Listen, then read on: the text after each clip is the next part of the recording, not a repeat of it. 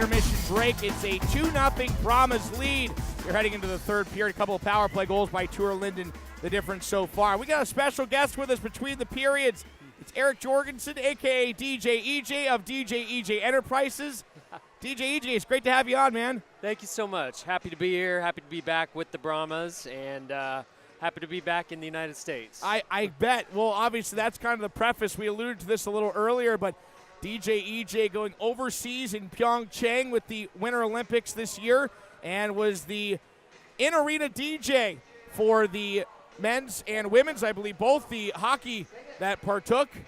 Yes, that's correct. Most of the men's games and the medal rounds for the women's games. Hold on. Literally mid-work here. He's got to get the Sweet Caroline rocking for the fans. He's doing double duty, so don't give him too much flack here. We'll try to work with him as well. But we're all just having fun. Oh, yeah. Doing some Sweet Caroline. Well, our whole group, too, is watching the women's game. We went just down the road to watch it. What a finale that was with USA and Canada. That had to be quite an atmosphere. Oh, my gosh. That was so amazing. You know, it's funny. I mean, you got not only the long overtime, but winning in the shootout.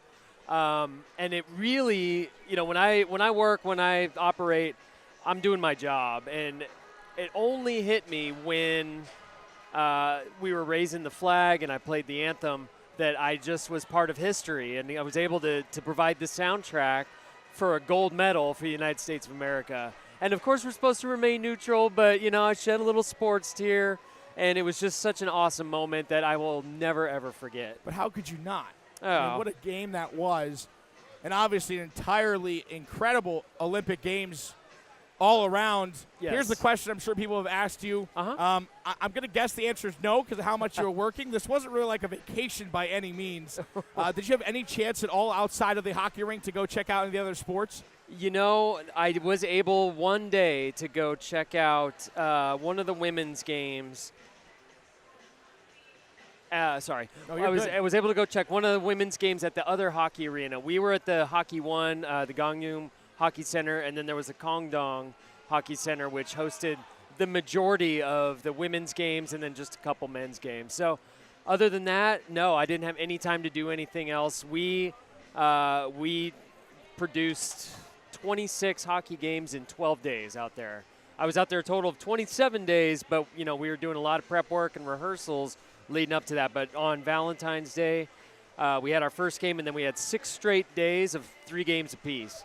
So it hit, and there was really nothing we can do except power through it. But it was just, like, again, it was just such an amazing experience to be part of the Olympics and have the whole world come around and have fans from all over the world clapping, dancing, jumping, cheering, and everything too. Well, to feed off of that comment, yes. Our Texas's own NBC5 actually ended up doing a story on you. Yes, so correct. For the fans that want to see a little bit more of that behind the scenes and that rehearsal kind of prep for the Olympic Games, you can be sure to check that out online as well. And DJEJ himself is all over on Twitter, so definitely interact with him. Yes. I know the fans tuning on Hockey TV don't hear him a ton, which is sad, but hopefully plenty get a chance to get out here to the arena. Hopefully our little crowd mic does enough to pick up a couple of the tunes you throw out there. But we got to ask, I'm sure your K-pop selection just multiplied tenfold after that Olympic Games, huh? Yes, absolutely. You know, I thought I was doing a good job of prep work with regards to K-pop, but I got out there and I learned that it's a whole industry. You know, I knew that it's been growing and everything, but you just really never know until you immerse yourself in that culture. Luckily, I had a great counterpart by the name of DJ Juice, who is very popular, very well-known throughout South Korea. He actually won kind of the DJ equivalent of, I guess it would be like American Idol or one of those talent shows. Sure. So he won that, and he was out there, and he taught me so much about, popular songs within K-pop and traditional Korean music as well. And it taught me a lot of great new techniques and tricks for DJing. And conversely, he had never failed to let me know how much he learned from me with regards to DJing a sporting event. But yeah, the K-pop is a really neat kind of phenomenon where it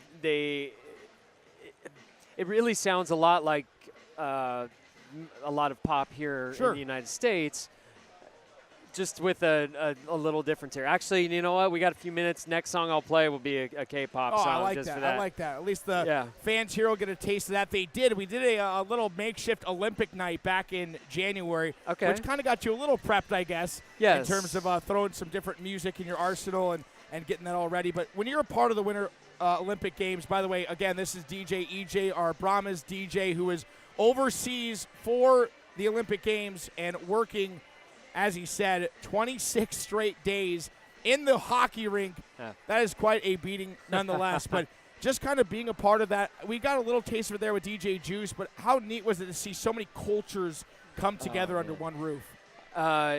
It's really indescribable. I mean, you know, from, you know, okay, so it was like Finland, Switzerland, Slovakia, Slovenia, U.S., Canada, Germany, OAR, which is Olympic Athlete of Russia. And, you know, there's a few other teams too. But, you know, those fan bases, they would come out. Like Russia had this huge contingent of fans that had like, you know, each one had an individual letter, but it would spell like, you know, the Big Red Machine. And there were like 3 different rows deep. And they all had these choreographed dances and everything. And the neatest part for me was I was a little nervous about, like, you know, just not knowing a lot of, like, Russian or German or Norwegian type of music. However, I learned that a lot of the music that is very popular here transcends throughout the world. Sure. So pretty much anything I played, they were dancing and everything too. And, you know, learning a lot about, like, their goal songs. A lot of the teams provided their own goal songs as well.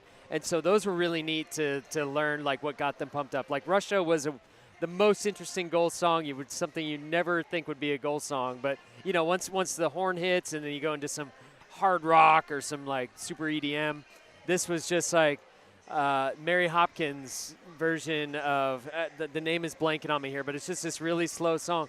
Those were the days of da da da da da da da.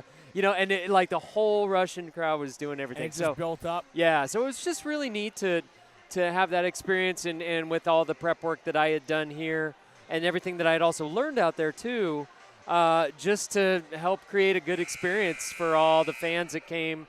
There were a lot of Korean fans there, so we did mix in a lot of K-pop, but from all over the world. You know, I believe that we put on an amazing show, top to bottom, with our video board, with our in-game hosts, mascots, you know, intermission entertainment, and I was just one small part of that. Well, I want to get you back, obviously, here in a minute to the fans here. I don't mean to be taking too much of your time. I'm happy to be here. I know you have a job to rock as well, but any memories? What was the most memorable thing for you overseas? Without a doubt, it was after the gold medal men's game. And, you know, sports production is a new entity, a new kind of thought process for people, you know, for Korean sports, professional sports. So the coolest moment for me was easily, you know, after Russia won and we did the celebrating and stuff, you know, they hosted the Olympics in Seoul in 1988. And there was a special song that all Koreans really loved because that was their first Olympics. So I leaned over to DJ Juice and I was like, hey, I'm going to play this song next. He's like, oh my God, that's perfect. You know, and he didn't really speak a lot of great English, but we could kind of communicate. And so I'm about to play it, and I'm like, wait a sec. I'm like, no, Juice, you play it. You play the final song of the Olympics here. And he's like, okay. You know, so he played it, and then, you know, everyone was just kind of filtering out and everything. And I look over, and our Korean producer and our Korean entertainment manager and DJ Juice all had tears in their eyes. And it was just such a big moment for the entire country and for the entire region too, you know, to have, you know, North Korea come out and kind of be a show of solidarity and everything too. So it was just an awesome moment to be a part of something so big for that country and for that region. Well, we'll get set for our third period here in just a moment. We're speaking with Brahmas DJEJ as the horn sounds. I guess I got to get you one more because I know you're all over the area. You have to be, what, over 2 hands worth of teams you work for. Do you mind rattling off again all the teams you work for in the area, just so even the Brown Bear fans, everybody else tuning in has a chance to see how much you're really involved in the DFW area? Of course. Sorry, I'm just trying to No, work you're here good. too. Again, Okay. see, he's got a job to do. We're just interrupting him here. No. So first of all, I do want to thank the Brahmas organization and Chad especially for taking a chance on me to let me come and sit in to get practice under my belt leading up to the Olympic Games. So the Brahmas fans have been awesome. Like, such a great crowd, really great, responsive with claps and prompts and cheering and yelling and everything. So Brahmas fans, you guys are awesome. Thank you to the fans and to the organization for having me. But yes, I do work for the Dallas Cowboys, for TCU Athletics, for SMU Athletics, Frisco Rough Riders, Texas Legends, Texas Revolution, Dallas Wings, Brahmas, obviously. And then I think that's all the teams or all the organizations. But I do three sports. Sorry, I do 3 sports for the SMU Athletics, and I do 5 sports for TCU Athletics. So, yes, I'm very busy. So, literally, your plate is full every single night. Yes, luckily I've been able to have enough success at it that it's a full-time job, and I actually have a bunch of DJs that work for me and able to fill in and stuff. So We've seen the other Eric plenty of times. Yes, and He's great. Awesome. He's great. Love hearing that. Eric, good job if you're listening. But, I had 29 events during February that I had to get filled. And from what I gather, they all did well. They all did great. So shout out to my DJs for filling in for me, and shout out to all the organizations for trusting in me to provide good backups. Well, we love that, and obviously we're so happy you're part of this Brahmas family now. Thank you. Biggest thing we did was have Chad pull you in and get you and Eric out to plenty of games. But we're just about a minute away, so just thank you so much for joining us on the broadcast. Thank you. We always appreciate that. Yes. I'll get you set back up on the DJ. I'll make sure we pod the crowd mic a little louder for you here in this all third right, period. sounds good. Cool. Thank you so much. Yeah, and let's go Brahmas. Absolutely. Thank you, DJ EJ.